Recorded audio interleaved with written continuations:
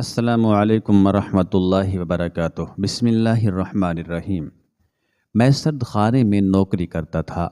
رات کا وقت تھا جب ایک لڑکی روتی ہوئی آئی، بولی میری ساس مر گئی ہے، میرا شوہر باہر ملک ہے، 2 دن کے لیے اسے رکھ لو۔ میں اس عورت کا رونا دیکھ کر بنا تصدیق کے مان گیا اور اس کی ساس کی میت کو سرد خانے میں رکھ دیا۔ وہ لڑکی چلی گئی۔ جب رات کے 3 بجے اچانک کمرے سے کسی کے رونے کی آواز آئی، میں ڈرتے ڈرتے اندر گیا تو جان نکل گئی کہ اس لڑکی میری زندگی بہت روکھی پھیکی تھی اور شاید میں ایسے ہی مر جاتا اگر میرے ساتھ وہ واقعہ رونما نہ ہوتا۔ یہ دنیا بہت عجیب ہے اور اس سے بھی زیادہ عجیب لوگ ہیں جو اس دنیا میں رہتے ہیں، بلکہ انہیں گدھ کہا جائے تو بہتر ہوگا، کیونکہ وہ لوگ ایک دوسرے کو ہی نوچ نوچ کر کھاتے رہتے ہیں۔ آج میں آپ کو جو واقعہ سنانے جا رہا ہوں، یہ میری زندگی کا سب سے حیرت ناک اور انسانیت سے شرم میں مبتلا کر دینے والا واقعہ ہے۔ میرا نام ضمیر ہے اور میں بڑی مشکلات کے بعد سرد خانے میں نوکری پر لگا۔ میرے والدین ان پڑھ تھے، انہیں تعلیم کی قدر ہی نہ تھی۔ وہی حال میرا بھی ہوا، نہ والدین نے خود میری تعلیم پر توجہ دی، نہ ہی میں نے اپنی تعلیم کو اہم سمجھا۔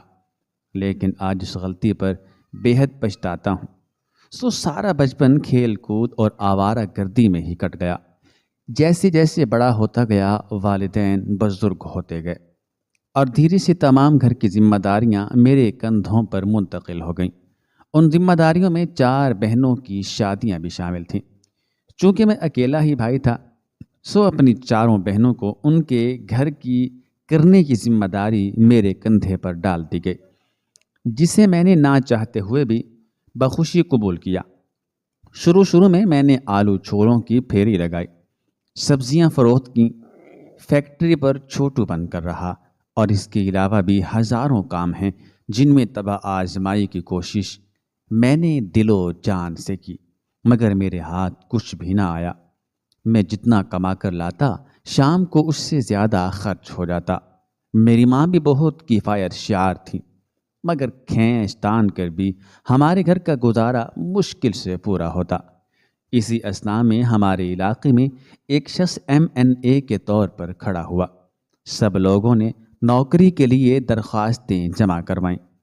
میں بھی چلا گیا، مگر ایسے پھٹے پرانے حلیے میں کسی نے مجھے اندر داخل نہیں ہونے دیا۔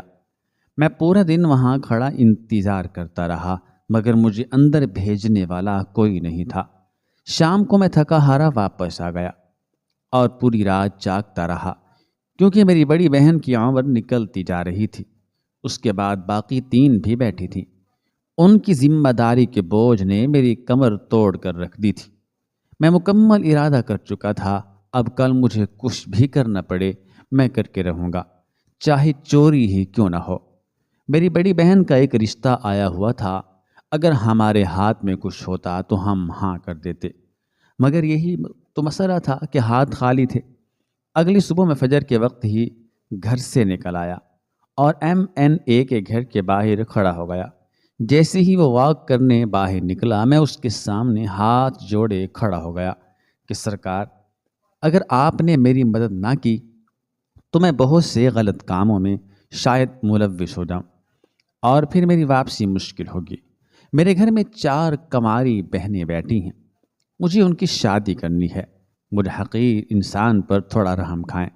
رب نے آپ کو طاقت سے نوازا ہے، آپ مجھے نوکری دلوا دیں۔ میری بات سن کر وہ شخص سوچ میں پڑ گیا اور مجھے کچھ کرتا ہوں کہہ کر اپنی واک پر چلا گیا۔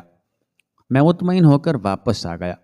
اگلے 2 دن بعد مجھے ہسپتال سے پیغام آ گیا کہ تمہیں وہاں نوکری پر رکھ لیا گیا ہے۔ میں خوش باش تیار ہو کر جلدی سے ماں کو اطلاع دے کر پہنچا تو میرے سارے ارمان پھک سے اڑ گئے۔ مجھے سرد خانے میں نوکری ملی تھی۔ پہلا دن تو وہاں بہت ڈرتے ہوئے گزرا۔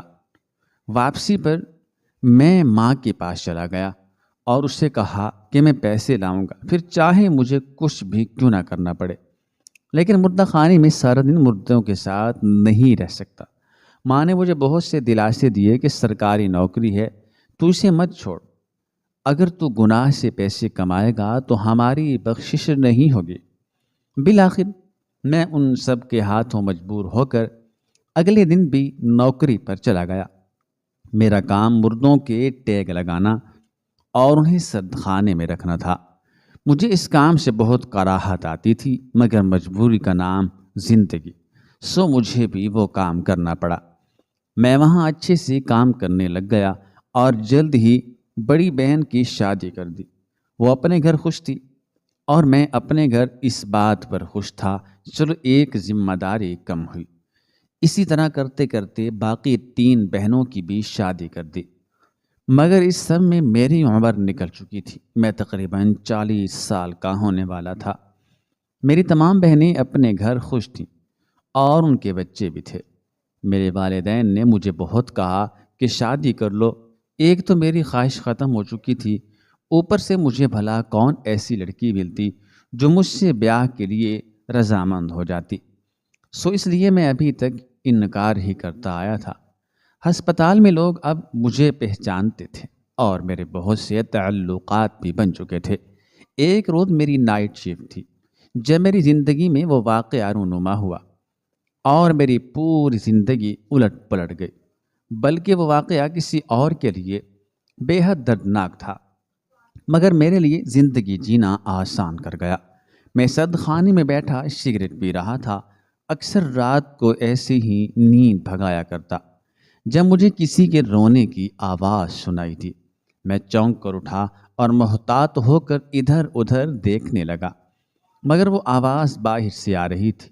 میں سرد خانے سے باہر نکل آیا اور گیلری میں نظر دوڑائی تو مجھے ایک لڑکی روتے ہوئے دکھائی دی جو سرد خانے کی جانب چلتی آ رہی تھی۔ رونے کے ایسے نظارے میں بہت دیکھ چکا تھا، کیونکہ میرا تعلق ہی ایسی جگہ سے تھا جہاں لوگوں کے اپنے پیارے لاوارثوں کی مانند پڑے ہوتے تھے۔ مجھے لگا کہ یہ بھی کوئی ایسا ہی کیس ہوگا، اس لڑکی کا کوئی رشتہ دار یہاں لاوارثوں کی طرح پڑا ہوگا، جس کا اسے علم ہوا تو یہ بھاگتی چلی آئی ہے۔ لیکن وہ لڑکی میری سوچ کے برعکس وہاں آئی تھی۔ وہ میرے سامنے ہاتھ جوڑ کر بے تحاشا رونے لگی اور کہنے لگی کہ اس کی ساس مر چکی ہیں، میں صرف 2 دن کے لیے اس کی میت کو سرد خانے میں رکھ لوں۔ میرا شوہر غیر ملک میں ہے، یعنی باہر کے ملک میں ہے۔ وہ لڑکی اتنا شدید رو رہی تھی کہ میرا دل اس کی بات پر پسیج گیا اور میں مان گیا۔ میری مان جانے کے بعد وہ کہنے لگی کہ ہسپتال والے ایک مردے کو بھی سرد خانے میں رکھوانے کے لیے بہت ذلیل کرتے ہیں۔ بس 2 دن کی بات ہے، آپ باقی کاروائی رہنے دیں۔ میں چپکے سے اپنی ساس کو یہاں لے آتی ہوں اور ٹھیک 2 دن کے بعد واپس لے جاؤں گی۔ ایک تو رات اتنی تھی، اوپر سے اس لڑکی کا غم کے مارے روئے جانے کا عمل، اوپر سے وہ اکیلی جان۔ یہ سب حالات دیکھ کر مجھے اس پر ترس آ گیا اور میں نے بغیر کسی کارروائی اور تصدیق کے اس کی ساس کو سرد خانے میں رکھ لیا۔ وہ ہسپتال کے پچھلے دروازے سے میت لائی اور ویسے ہی میں نے بغیر دیکھے اس میت کو ابھی باہر ہی رکھ دیا، کیونکہ سرد خانے میں مجھے جگہ بنانی تھی جس کے لیے کچھ وقت لگ سکتا تھا۔ میت رکھتے ہی وہ لڑکی میرا بے حد شکریہ ادا کرتی ہوئی واپس چلی گئی اور یقین دہانی بھی کروائی کہ وہ ٹھیک 2 روز بعد واپس آ جائے گی۔ میں نے میت کو ویسے ہی اسٹریچر پر پڑا رہنے دیا اور ایک سائڈ پر کر دیا۔ اگلے 1 گھنٹے میں اس میت کے لیے سب سے آخر والا خانہ خالی کر چکا تھا، تاکہ اگر کوئی چیکنگ ہو تو کوئی اسے بغیر ٹیگ کے وہاں دیکھ نہ لے۔ وہ لاش ایک کپڑے میں لپٹی ہوئی تھی، سو ویسے ہی اسے کھولے بغیر میں نے خانے میں رکھ کر دروازہ بند کر دیا۔ ابھی دوپہر کا وقت تھا، سو میں جلدی سے اپنا کام سر انجام دے کر باہر گیلری میں نکل آیا اور واش روم کی جانب بڑھا۔ 2:45 ہو چکے تھے جب میں باہر تہجد کے لیے جائے نماز بچھا رہا تھا۔ نماز پڑھ کر جیسے ہی میں نے سلام پھیرا تو مجھے کمرے میں سے ہلکے ہلکے رونے کی آواز آنے لگی۔ میں ڈر گیا۔ اس وقت پوری گیلری سنسان پڑی تھی، مگر رونے کی آواز بدستور آتی جا رہی تھی۔ اللہ کا نام لے کر میں دھیرے دھیرے کمرے کی جانب بڑھنے لگا۔ جیسے ہی کمرے میں داخل ہوا رونے کی آواز تیز ہو گئی۔ میں نے محسوس کیا یہ آواز آخری خانے میں سے آ رہی ہے۔ اب میں اس مقام پر تھا کہ نہ تو وہاں سے بھاگ سکتا تھا نہ ہی آگے جانے کی ہمت تھی، لیکن پھر سوچا کچھ بھی ہو مجھے جانا چاہیے۔ فی الحال تو مجھے اپنی غلطی کا احساس ہو گیا تھا کہ اس روتی ہوئی لڑکی کی بات نہیں ماننی چاہیے۔ نہ جانے کیا چیز وہ ادھر رکھنے آ گئی ہے کہ آج پہلی مرتبہ مجھے رونے کی آواز آنے لگی ہے۔ اوپر سے سونے پہ سہاگا یہ ہوا کہ میں نے کوئی تصدیق چھوڑو میت کو دیکھنے کا تکلف بھی نہیں کیا، لیکن اب کچھ نہیں ہو سکتا تھا۔ سو بس خود پر قابو پاتے میں جیسے ہی آخری خانے کے قریب پہنچا رونے میں شدت آ چکی تھی، اور رونے کے ساتھ ساتھ خانے کے اندر سے ایسی آواز آ رہی تھی گویا کوئی دیواریں پیٹ رہا ہو۔ اب مجھے شک نے آن گھیرا تو میں نے ایک لمحہ ضائع کیے بغیر خانہ کھولا۔ اندر وہ وجود جسے میں نے میت سمجھ کر رکھا تھا وہ کپڑے میں لپٹی بے طرح تڑپ رہی تھی، اور رونے کی ساتھ ساتھ غوغاں کی آوازیں بھی نکل رہی تھی۔ مجھے یقین ہو چکا تھا کہ وہ وجود مردہ نہیں بلکہ زندہ ہے۔ سو فٹافٹ میں نے اسے باہر نکال کر سٹریچر پر منتقل کیا اور کپڑا کھولنے کی بجائے پھاڑ دیا۔ وہ کپڑا پھاڑتے ہی اندر کوئی خاتون بے تحاشا تڑپنے کے بعد اب بے ہوش ہو چکی تھی، جو کہ اتنے سال ہسپتال رہنے کے بعد مریض کو ہوش میں لانے کا طریقہ تو جانتا تھا، لیکن اس سے پہلے میں نے اسے قید سے آزاد کیا۔ ہاں، اس خاتون کے منہ پر پٹی بندھی تھی اور ہاتھ بھی زور سے باندھنے کے بعد پیروں کو بھی باندھا گیا تھا۔ اسے کھولتے ہوئے مجھے احساس ہو رہا تھا اگر آج میں ڈر جاتا یا اس سے نہ بچاتا تو یہ سچ سچ میں مر سکتی تھی۔ وہ خاتون بہت خوبصورت تھی، مگر رسیاں اور پٹیاں کھولنے کے بعد ہاتھ، منہ اور پیروں پر نشانات پڑ چکے تھے۔ اس کے چہرے پر آنسوؤں کے نشانات جم چکے تھے۔ اسے مکمل طور پر آزاد کرنے کے بعد میں نے وہیں قریب کرسی بچھائی اور اس کے ہوش میں آنے کا انتظار کرنے لگا۔ جانتا تھا کہ وہ شوق کی وجہ سے بے ہوش ہوئی ہے، اس لیے اسے کوئی اور دوا دینے کی ضرورت نہیں۔ تقریباً فجر کے وقت اسے ہوش آیا۔ ہوش میں آتے ہی سب سے پہلے میں نے اسے پانی پلایا اور پھر ایک طاقت کا ٹیکا لگا دیا۔ چند لمحوں بعد جب وہ مکمل طور پر حواسوں میں آئی تو اچانک پریشان ہو گئی اور وہ کھلا کر اٹھ بیٹھی۔ میں نے اسے پرسکون ہونے کا کہا، جس پر وہ عجیب شک کی نگاہوں سے مجھے دیکھنے لگی۔ اب سچ بتانے کے سوا کوئی چارہ نہیں تھا۔ اگر میں سچ نہ بتاتا تو نہ جانے وہ کیا سوچتی۔ سو میں نے اسے روتی ہوئی لڑکی سے لے کر اب تک کی مکمل داستان سنا دی۔ میری بات سن کر وہ چند لمحے گنگ حالت میں بیٹھی رہی، پھر پھوٹ پھوٹ کر رو دی، جس سے میں گھبرا گیا تھا۔ اگر کوئی اور سن لیتا تو بہت مسئلہ کھڑا ہو جاتا۔ میں نے اس خاتون کو بمشکل چپ کروایا اور بتایا کہ اس طرح رونے کی وجہ سے میری نوکری خطرے میں پڑ سکتی ہے۔ خیر، وہ چپ کر گئی اور لیٹ کر سو گئی۔ میں کچھ نہیں کر سکتا تھا سوائے انتظار کے کہ وہ خود بتائے اس پر کیا بیتی، مگر وہ گہری نیند، شاید سکون کی نیند سو چکی تھی۔ اب وہ میری ذمہ داری تھی، سو میں نے صبح کی شفٹ والے ملازم سے کہہ دیا کہ میں اس کی جگہ ڈیوٹی دے دیتا ہوں، وہ اگلی مرتبہ میری جگہ ڈیوٹی دے دے، جس پر وہ بخوشی مان گیا۔ صبح اس خاتون کے اٹھنے سے پہلے میں ہوٹل سے ناشتہ لے آیا اور کمرے سے باہر آ کر اپنی مخصوص جگہ پر بیٹھ گیا۔ تقریباً 1 گھنٹے بعد مجھے اندر شور سنائی دیا تو میں واپس آ گیا اور اسے ناشتے کی جانب اشارہ کر کے کھانے کا کہا، جس پر وہ مجھے بس دیکھ کر رہ گئی، مگر پھر سر ہلا کر پاس پڑی پانی کی بوتل سے ہاتھ دھوئے اور کھانا کھانے لگی۔ کھانا کھا کر تمام برتن ایک جانب رکھ دیے اور جوتے پہن کر باہر کے دروازے کی طرف بڑھی۔ جب میں نے جلدی سے اسے روکا اور کہا، دیکھیں آپ چوبی ہیں، اس وقت آپ کی حالت اچھی نہیں، بہت کمزوری ہے۔ دوسری بات، آپ کو یہاں جو لڑکی چھوڑ کر گئی تھی واپسی پر، وہ مجھ جیسے شریف انسان کو کسی بھی مقدمے میں پھنسا سکتی ہے، سو جب تک وہ واپس نہیں آتی آپ کو یہاں رکنا ہوگا۔ میری بات کے جواب میں اس نے مجھے عجیب طریقے سے گھورا، جس پر میں نے بھی سر جھکا لیا۔ کچھ دیر بعد اس کی نحیف و کمزور آواز میرے کانوں میں پڑی، وہ نہیں آئے گی۔ وہ عورت بے انتہا خوبصورت تھی اور ایسی اداسی میں وہ کسی قیامت سے کم نہیں لگ رہی تھی۔ خود کو سرزنش کر کے میں نے نگاہیں نیچی کیں اور دھیمے لہجے میں پوچھا، آپ کو کیسے پتا وہ واپس نہیں آئے گی؟ کیا پتا آپ کو مجرم ہوں، ورنہ کوئی ایسے بری طرح باندھ کر آپ سے جان کیوں چھڑوائے گا؟ کیا پتا میں کوئی مظلوم ہوں جس سے چھٹکارا پانے کی خاطر اسے سرد خانے میں چھوڑ دیا گیا ہو۔ اب وہ عورت میرے دو بدو کھڑی جواب مانگ رہی تھی، مگر اس بات کا کوئی بھی جواب میرے پاس نہیں تھا۔ ٹھیک ہے، اگر آپ مظلوم ہیں تو مجھے آپ اپنی داستان سنا سکتی ہیں، تاکہ میں اندازہ کر سکوں آپ کتنی قصوروار ہیں اور کتنی نہیں۔ میری بات پر وہ فوراً سے بولی، میں آپ کو اپنی داستان کیوں سناؤں؟ کیوں میں آپ کو اپنے بے قصور ہونے کا ثبوت دوں؟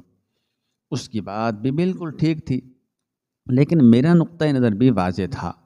دیکھیں محترمہ، جب تک آپ مجھے حقیقت نہیں بتائیں گی میں آپ کو یہاں سے جانے نہیں دے سکتا، پھر چاہے میری نوکری ہی کیوں نہ چلی جائے۔ میری بات پر وہ گہری سانس بھر کر رہ گئی اور واپس اسی سٹریچر پر جا بیٹھی۔ کرن کی کہانی جو اس نے مجھے سنائی آپ سب کو بھی میں اسی کی زبانی سناتا ہوں۔ میں امی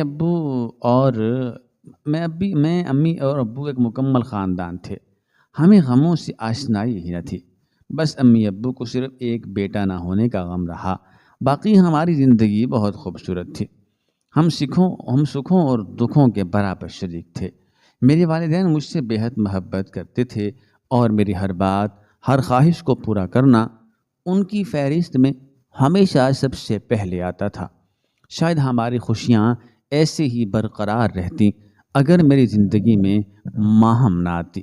ماہم اور میری بہت اچھی دوستی تھی۔ ہمارا اٹھنا بیٹھنا ہر کام ایک دوسرے کے ساتھ ہی ہوتا۔ انہی دنوں ہماری ڈگری مکمل ہو گئی اور میرے والدین نے رشتے دیکھنے شروع کر دیے۔ اسی دوران پرویز کا رشتہ میرے لیے آ گیا۔ پرویز کے والدین نے مجھے دیکھتے ہی پسند کر دیا اور اگلے مہینے ہماری منگنی ہو گئی۔ میرے لیے یہ ایک روایتی رشتہ تھا۔ میں آگے پڑھنا چاہتی تھی، مگر یہ شادی میرے لیے رکاوٹ بن گئی تھی۔ تبھی میں نے ماہم کے سامنے اپنا مسئلہ بیان کیا۔ میں نے بتایا کہ ابھی مجھے مزید پڑھنا ہے۔ پرویز کا رشتہ مجھے بہت پسند تھا، لیکن مجھے بھی مزید پڑھنا تھا۔ ماہم کو یہ سب بتاتے وقت میں نہیں جانتی تھی کہ اپنے لیے ہی گڑھا کھود رہی ہوں۔ اگلے چند دنوں میں ماہم کو ایک لڑکا پسند آ گیا اور وہ دن رات اس سے باتیں کرتی رہتی۔ اکثر اوقات مجھے بھی اپنے پاس بٹھا لیتی۔ ایک دو مرتبہ تو ایسا بھی ہوا کہ وہ لڑکا ماہم سے ملنے آیا اور وہ مجھے بھی اپنے ساتھ لے گئی۔ چونکہ وہ میری بہترین دوست تھی، سو میں اسے انکار نہ کر سکی اور اس کے ساتھ چلی گئی۔ بازار میں مجھے پرویز ملے۔ اس سے پہلے میں انہیں مکمل طور پر دیکھتی، ماہم جلدی سے آگے بڑھی اور کہنے لگی، دیکھیں پرویز، میں کہتی تھی نا کہ کرن کی حقیقت جلد ہی آپ کے سامنے لاؤں گی، تو دیکھیں یہی وہ لڑکا ہے جس سے کرن محبت کے دعوے کرتی ہے۔ اس سے پہلے کہ میں ماہم کی کہی گئی باتوں کی تردید کرتی، وہ لڑکا بھی آگے بڑھا اور پرویز سے کہنے لگا، کرن کو چھوڑ دیں، ہم دونوں ایک دوسرے کو بہت پسند کرتے ہیں۔ بس یہیں سے میرا برا وقت شروع ہو گیا۔ پرویز نے مجھ سے منگنی ختم کر دی۔ کچھ دن گزرنے کے بعد میرے والدین نے ایک اور جگہ میرا رشتہ طے کر دیا۔ اب چونکہ میں ماہم کو بلاتی نہیں تھی، سو اس نے ایک چال چلتے ہوئے مجھے ادھر اس سرد خانے میں بند کروا دیا۔ مجھے بتایا گیا تھا کہ ماہم کا بہت برا ایکسیڈنٹ ہوا ہے۔ میں اسی غم میں جلدی سے بتائے گئے پتے پر پہنچی تو ماہم نے وہاں مجھ پر ہاتھ اٹھایا اور اسی سابقہ لڑکے کے ساتھ مل کر مجھے یہاں چھوڑ گئی، جس نے پرویز سے منگنی توڑوانے میں ماہم کا ساتھ دیا۔ اتنا کہہ کر کرن چپ ہو گئی۔ مجھے وہ پہلی نظر سے ہی کوئی مظلوم لگ رہی تھی، مگر میں نے اسے مجرم صرف اس لیے کہا تھا تاکہ وہ مجھے اپنی داستان سنائے۔ اور شاید میں اس کی کچھ مدد کر پاؤں۔ اب چونکہ میں سب کچھ جان گیا تھا مگر یہ نہیں جان پایا کہ ماہم نے ایسا کیوں کیا تھا۔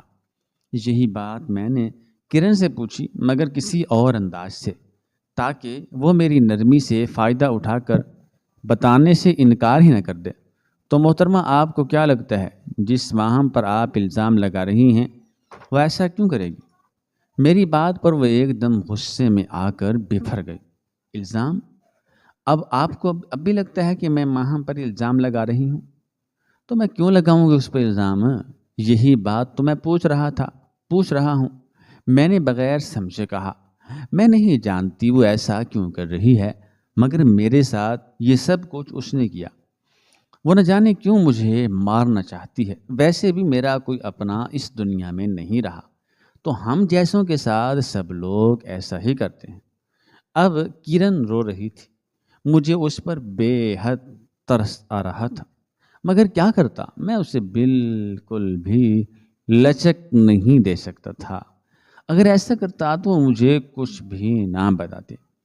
میرے والدین ایک حادثے میں جاں بحق ہو گئے تھے، تو پھر ماہم پر آپ کو ترس آنا چاہیے تھا۔ اس نے جان بوجھ کر ایسا کیوں کیا؟ کہیں آپ نے تو ماہم کو نقصان نہیں پہنچایا کوئی؟ میری بات پر کرن کے چہرے کا رنگ یک بار بدلا اور وہ تھوک نگلتے ہوئے مشکل نفی میں سر ہلا پائی، مگر یہیں مجھ سے چوک ہو گئی۔ اگر میں کرن کو یہاں پکڑ لیتا تو تمام معاملہ کھل جاتا، پر مجھ سے یہیں پر غلطی ہوئی۔ چونکہ میں زمین کی جانب دیکھتا ہوا تمام سوالات کے جواب سن رہا تھا، سو یہاں وہ مجھ سے بچ گئی۔ میں اب مزید اسے وہاں نہیں روک سکتا تھا۔ ٹھیک ہے، میں آپ کو جانے دیتا ہوں، مگر جائیں گی کہاں آپ؟ میری بات پر وہ اپنے گھر کا پتہ دیتی اٹھ گئی، یعنی اب وہ بھی مزید وہاں ایک پل نہیں رکنا چاہتی تھی۔ میں چپ چاپ اسے جاتا دیکھتا رہا۔ گھر آ کر پورا وقت میرا بہت بے چینی میں گزرا۔ مجھے بار بار کرن کی فکر ستاتی رہی۔ اگلے روز نہ چاہتے ہوئے بھی میں اس کے گھر چلا گیا۔ دروازے کے باہر ہی کھڑا سوچ رہا تھا کہ اندر جاؤں یا نہیں، تبھی اس کے گھر کا دروازہ کھلا اور وہ باہر نکلی۔ باہر نکلتے ہی سامنے مجھے کھڑے کھڑے دیکھ کر ٹھڑک گئی۔ چند لمحے وہ ویسے ہی کھڑی رہی، پھر کچھ سوچ کر مجھے اندر آنے کا راستہ دیا۔ بیٹھک میں بٹھا کر وہ میرے سامنے ہی کرسی پر براجمان ہو گئی۔ وہ میں نے آپ کی طبیعت کا پوچھنا تھا۔ میں نے ہچکچاتے ہوئے بات شروع کی۔ آپ کے اور میرے تعلقات ایسے نہیں کہ حال احوال پوچھنے کی نوبت آئے، اس لیے مدعا بیان کریں۔ میں یہاں گھر میں اکیلی رہتی ہوں اور نہیں چاہتی کہ آپ کی موجودگی میرے لیے مشکلات پیدا کر دے۔ کرن جیسے دکھنے میں تھی ویسے ہی اس کا انداز تھا، بالکل دو ٹوک۔ مدعا تو کوئی نہیں ہے، مجھے بس آپ کی طبیعت معلوم کرنی تھی، اس کے علاوہ کچھ نہیں۔ اتنا کہہ کر میں اٹھ گیا اور جاتے جاتے میز پر اپنا فون نمبر بھی چھوڑ دیا۔ یہ میرا نمبر ہے، اگر کبھی کوئی مسئلہ ہو تو آپ مجھ سے رابطہ کر سکتی ہیں۔ یہ کہہ کر میں باہر نکل آیا۔ واپسی پر میرے قدم بہت بجھے ہوئے تھے، بالکل بھی امید نہیں تھی وہ ایسی بات کرے گی، لیکن کرن بھی اپنی جگہ درست تھی۔ وہ اکیلی گھر میں رہتی تھی، پھر اگر کوئی اس پر شک و شبہ کرتا تو کتنی خرابی ہوتی۔ واپس جاتے ہوئے مجھے خیال آیا اور ارد گرد سے معلوم کروں کہ کرن کے والدین کیسے فوت ہوئے، کیونکہ کرن نے مجھے اس متعلق کچھ نہیں بتایا تھا۔ یہی سوچ کر اس کے گھر سے بالکل تھوڑے فاصلے پر میں نے ایک دکاندار سے پوچھا کہ یہاں جو بھائی صاحب رہتے تھے وہ کہاں ہیں؟ میری بات پر اس دکاندار نے حیرانی کا اظہار کیا اور کہنے لگا، تم پاگل ہو گئے ہو، یہاں کبھی بھی کوئی صاحب نہیں رہتا تھا، بلکہ یہ تو سیدھے سے گھر ہی نہیں ہے۔ یہ بات میرے لیے بھی اتنی ہی متعجب تھی جتنی اس آدمی کے لیے میری بات تھی۔ کیا مطلب گھر نہیں ہے؟ آپ کہنا کیا چاہ رہے ہیں؟ اب مجھے علم ہو چکا تھا کہ کوئی بہت بڑا راز فاش ہونے والا ہے۔ یہ دراصل گھر نہیں ہے، اس مکان میں جو عورت بھی آ کر رہتی ہے وہ طوائف ہوتی ہے، مطلب وہ پہلے سے کچھ روز کے لیے یہ جگہ خرید لیتی ہے اور پھر ان چند دنوں میں کما کر چلی جاتی ہے، اس کے بعد پھر کوئی نہیں آ جاتی ہے۔ دکاندار کی باتیں سن کر مجھ پر حیرت کے پہاڑ ٹوٹ رہے تھے۔ میرا دل یہ ماننے کو تیار ہی نہیں تھا کہ کرن ایک طوائف ہے۔ نہیں، قطعی نہیں۔ یہ بات سوچ کر میرا دماغ سائیں سائیں کرنے لگا۔ تو اب یہاں کوئی رہتا ہے؟ میں نے مزید سننا چاہا۔ ہاں نا، آج کل یہاں چمپا رہتی ہے جو بہت اعلی رقاصہ ہے۔ میرا کھڑا رہنا محال ہو گیا۔ میں الٹے قدموں واپس پلٹا اور اس گھر جسے لوگ کوٹھا کہتے تھے وہ دروازہ بغیر کھٹکھٹائے اندر چلا گیا۔ سامنے کی چمپا بنی سنوری کھڑی تھی۔ مجھے دیکھتے اس کے چہرے کی رنگ زرد ہو گئی۔ کیا اب تم مجھے بے وقوف بنائے جانے کی اصل وجہ بتاؤ گی مس کرن اور چمپا؟ میں اس وقت نہ جانے اندر کتنے طوفان سمیٹے ہوئے تھا، سو بغیر سوچے سمجھے بولنے لگا۔ پہلے یہ بتاؤ اندر کس کی اجازت سے آئے ہو تم؟ اب کی بار وہ بھی غصے میں تھی۔ کاش اندر آنے کے لیے یہ اجازت لینے والا دروازہ ہوتا، مگر افسوس ایسا نہیں ہے۔ تم مجھے حقیقت بتاؤ، ورنہ سرد خانے کی ریکارڈنگ ابھی تک محفوظ پڑی ہوئی ہے میرے پاس۔ دیکھنا 2 دن کے اندر اندر تم پر اور تمہارے اس دوست کو تھانے پکڑا دوں گا۔ پھر چاہے میری نوکری جائے یا نہ جائے مجھے کوئی فرق نہیں پڑتا۔ چمپا چند پل لب بھینچنے کے بعد میری بات سنتی رہی۔ پھر مجھے دیکھا تو اس کی آنکھوں میں ایک کرب تھا۔ تم سچ جانا چاہتی ہو نا؟ چلو میرے ساتھ۔ یہ کہہ کر وہ ایک کمرے کی جانب بڑھی، سو میں بھی اس کے پیچھے پیچھے اندر چلا گیا۔ اندر داخل ہوتے ہی میرے رونگٹے کھڑے ہو گئے، کیونکہ سامنے ہی ایک وجود بیڈ پر بے ہوشی کی حالت میں لیٹا تھا جسے ڈرپ لگی تھی۔ جب میں نے آگے بڑھ کر دیکھا تو وہ وہی کل والی لڑکی تھی جو کرن کو میرے پاس چھوڑ کر آ گئی تھی۔ میں کبھی کرن کی جانب دیکھتا، کبھی اس بے ہوش لڑکی کی جانب۔ میرا دماغ کچھ بھی سمجھنے سے قاصر تھا۔ آخر کیوں اور کیسے؟ بس یہ 2 لفظ ہی میرے دماغ میں اٹک چکے تھے، مگر مجھے پوچھنے کی نوبت نہیں آئی۔ کرن خود ہی بتانے لگی، یہ لڑکی میری بہن ہے اور اس کا نام میرا ہے۔ میرا نے کبھی بھی مجھے اپنی بہن نہیں سمجھا۔ وہ ہمیشہ مجھے نیچا دکھانے کی کوشش کرتی رہتی ہے، یہاں تک کہ اتنی بڑی ہو گئی۔ ہماری ماں بھی ایک طوائف تھی، سو ہم دونوں جڑوا ہیں۔ ہمارا باپ کون ہے ہمیں بالکل بھی علم نہیں ہے۔ میرا اور میری بچپن میں خوب بنتی تھی، لیکن میں خوبصورت تھی تو میرا مجھ سے دور ہوتی گئی۔ یہ دوری ہمیشہ رقابت کی صورت میں نکلتی رہی۔ وہ مجھے نیچا دکھانے کی ہر مرتبہ کوشش کرتی اور میں ہر مرتبہ ہی اسے معاف کر دیتی۔ اس سے پہلے ہم دونوں کوٹھے پر رہتی تھی۔ میں نے کبھی بھی طوائف نہیں بننا چاہا، مگر میرا ہمیشہ مجھ سے آگے بڑھنے کے لیے خود کو نقصان پہنچانے سے بھی نہیں چوکتی، سو زیادہ کمانے کی خاطر یہ طوائف بن گئی اور میں رقاصہ ہی رہی۔ اس روز وہ خود مختاری کے چکر میں یہ گھر لے کر یہاں رہنے کے لیے آئی تھی۔ چونکہ ہماری ماں بھی مر چکی ہے تو میں اسے لینے واپس آئی کہ جو کرنا ہے کوٹھے پر کرو، ایسے تمہیں اکیلا نہیں چھوڑا جا سکتا۔ بس وہیں ہماری تھوڑی جھڑپ ہو گئی اور میرا نے اپنے دوست کی مدد سے مجھے بے تحاشا مارنے کے بعد سرد خانے میں رکھوا دیا۔ وہ مجھے اذیت دینا چاہتی تھی، احساس کمتری کی اذیت جو اس نے پل پل سہی تھی۔ بس باقی کی کہانی کا آپ کو علم ہے۔ جب میں یہاں واپس آئی تو میرا ادھر ایک کونے میں بے ہوش پڑی تھی۔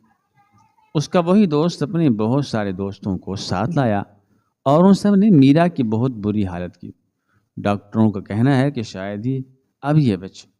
اس کی دوا کے لیے بھی میرے پاس پیسے نہیں۔ بس آج بھی شاید میرا بن جاؤں، تبھی اپنی ہونے والی تباہی پر ایسے بن سور کر تیار ہوئی ہوں۔ اس کے باتوں کے اندر شبہ مفہوم میں اچھی طرح سمجھ چکا تھا۔ اتنا بتا کر کرن پھوٹ پھوٹ کر رونے لگی۔ یہ باتیں میرے لیے انتہائی حیرانی کا باعث تھی۔ ابھی میں مکمل طور پر شوق سے نہیں نکلا جب میرا نے آخری ہچکی لی اور اس دنیا کو چھوڑ کر چلی گئی۔ بالآخر کرن اس آزمائش سے بھی رہا ہو گئی، کیونکہ میرا اپنی حسد میں اتنا دور جا چکی تھی کہ واپسی اب ناممکن تھی۔ چونکہ کرن طوائف نہیں تھی، وہ صرف رقاصہ تھی، اور اگر ایسا ہوتا تب بھی میرا دل کرن کے لیے مائل ہو چکا تھا۔ میرا کی وفات کے تیسرے روز ہی میں نے کرن کے سامنے اس سے شادی کی پیشکش کی، جسے قبول کرنے میں پہلے وہ بہت ہچکچائی، مگر میں نے اسے بتایا کہ اگر وہ مجھ سے شادی نہیں کرے گی تو میں تو پہلے ہی بغیر شادی کے عمر گزارنے کا فیصلہ کر چکا تھا، سو میرا وہی فیصلہ قائم رہے گا اور میں کسی سے بھی شادی نہیں کروں گی۔